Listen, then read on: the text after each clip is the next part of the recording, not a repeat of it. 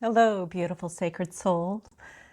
In this video series, we have been exploring the concept of Earth as a school in a trauma-informed, spiritually grounded framework. And in this video, we're going to explore when spirituality becomes a form of gaslighting. My name is Allison Batty-Capps. I am author of The Divine Within, Healing Ourselves to Heal the World, and owner of Blossoming Heart Wellness, where I offer resources on healing and spiritual mentorship. Today we're exploring a subtle but pervasive challenge when spirituality is used to silence pain. Sometimes spiritual language can unintentionally or deliberately dismiss suffering, protect abusers, or pressure people into forgiveness before they are ready. I hope you'll stay tuned. This is a script I've written, but it is important information for all of us to understand. This channel explores healing, trauma recovery, spirituality, and consciousness through a trauma-informed, psychologically grounded lens. What I share comes from my lived experience, my education, my personal healing journey, and my understanding of neuroscience, trauma, and yes, spiritual integration. Nothing in my content is meant to be seen as absolute truth or dogma. Instead, it is meant to open up a conversation and to provide my personal lived experience with the material. It is not meant to diagnose, replace therapy, medical care, or most importantly, your own discernment. I invite you instead to take what resonates and to leave what doesn't. I believe that you are always the authority of your own experience. You may hear me use spiritual language, symbolic imagery, or speak about mystical experiences. Spiritual experiences can be meaningful and real, and they must be held with grounding, discernment, and nervous system safety. If anything you hear activates fear, urgency, grandiosity, contraction, or distress, that is a sign to pause, to ground, and to seek support, not to push through. In my experience, that is a sign that something in the unconscious or the psyche is coming to the surface to be witnessed, integrated, and healed. My intention is not to awaken, to save, or to heal anyone, but merely to share what has helped me heal, reconnect with my body, my agency, my sovereignty, my humanity, and yes, my inner divinity. You can decide for yourself what supports you on your own path. That said, something I say may support your awakening or healing journey. Let's explore something called toxic positivity in spiritual communities. Many of us have heard phrases such as, everything happens for a reason, just send love to the situation, forgive and move on. While these can be supportive in some context, when used to silence real pain, they become a form of spiritually gaslighting someone. They actually invalidate people's feelings, implying that suffering is somehow wrong or unnecessary. They can put pressure on survivors to forgive prematurely, leaving the trauma unprocessed, and they don't actually address the effect that trauma has on the nervous system and the brain. These phrases actually protect abusers by framing accountability as spiritually irrelevant.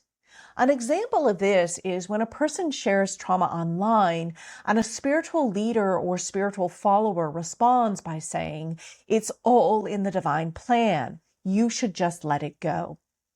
The survivor is left alone with unresolved fear, anger, or grief, told that their feelings are actually spiritual failing. It reinforces the original trauma. Let's explore forgiveness without accountability.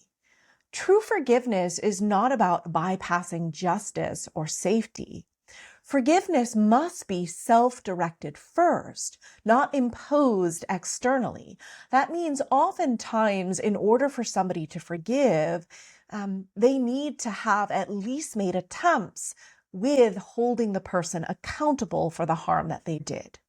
It means that they should not be required to release someone from accountability. Healing should never be about not holding someone accountable for the harm that they have caused. Healthy spiritual practice actually supports truth, safety, and most importantly, boundaries. From a trauma-informed perspective, premature spiritualizing of abuse creates confusion, and it reinforces shame and can actually perpetrate cycles of harm. Language that protects abusers. Sometimes spiritual language subtly shields those who harm others. Things like, they're just learning their lessons. You're attracting this to yourself. Everything is part of the divine plan.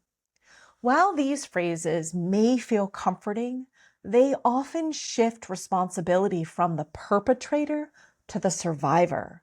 Trauma-informed healing teaches language matters. Words can support regulation, validation, and integration, or they can re-traumatize and gaslight. So how do we reclaim healing language? Well, practical ways to navigate spiritual communities includes things like validating someone's experience. Your feelings are real. They are not a failure of spiritual practice. Setting boundaries. It is important to choose when and how to engage with spiritual guidance, and it is important to choose what is appropriate for your own nervous system.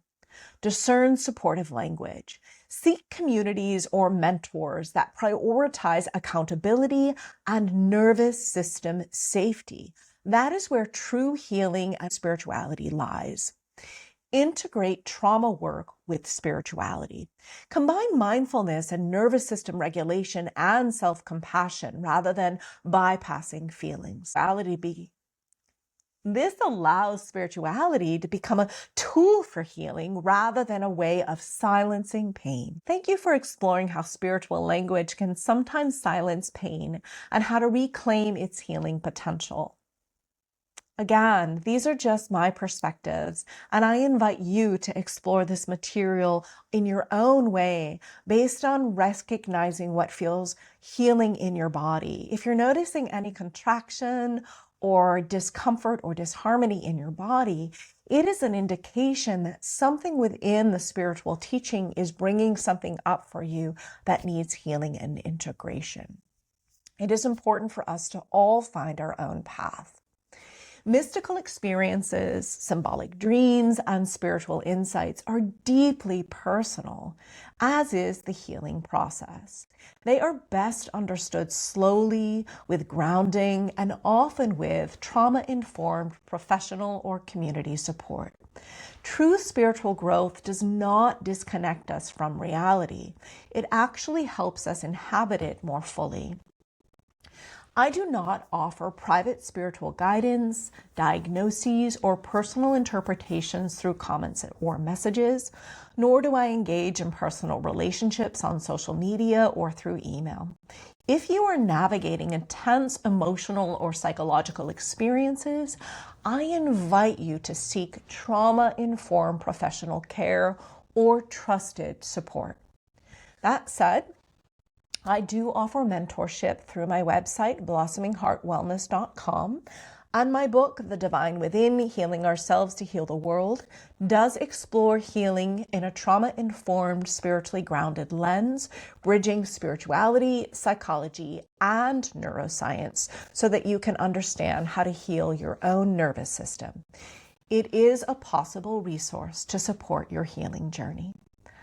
Thank you for being here, for honoring your unique nervous system, and for choosing a path rooted in compassion, discernment, and embodied truth. I invite you to take gentle care of yourself. If you're finding my teachings helpful, if they calm your nervous system, if they feel more trauma-informed and less shaming, I hope you'll consider subscribing to my YouTube channel, or follow me on Instagram or TikTok, or share with somebody who you think might benefit from healing in a trauma-informed way.